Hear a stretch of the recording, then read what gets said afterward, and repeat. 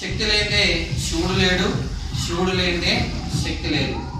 మరి ఇది శివశక్తుల యొక్క అవినాభావమైనటువంటిది. మరి అందుకని శివుని పూజించినటువంటి వారు శక్తిని పూజించాలి, శక్తిని పూజించినటువంటి వారు శివుని. శక్తి అంటే అమ్మవారు అన్నమాట. మరి అమ్మవారి యొక్క మూలమంత్రం ఏంటంటే సర్వమంగళ మాంగళ్యే శివే సర్వార్థ సాధికే శరణ్యే త్రయంబకే దేవి నారాయణి నమోస్తుతే. ఈ మంత్రంతో అమ్మవారిని విశేషంగా ఉపాసించినట్లయితే అమ్మవారి యొక్క అనుగ్రహం లభిస్తుంది, తద్వారా శివుని యొక్క అనుగ్రహం కూడా లభిస్తుంది.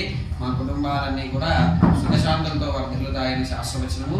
కాబట్టి ఈ యొక్క మంత్రాన్ని శివస్వాములందరూ కూడా ఉపాసించండి, అమ్మవారి అనుగ్రహాన్ని విశేషంగా పొందండి. మరొకసారి సర్వమంగళ మాంగళ్యే శివే సర్వార్థ సాధికే శరణ్యే త్రయంబకే దేవి నారాయణి నమోస్తుతే.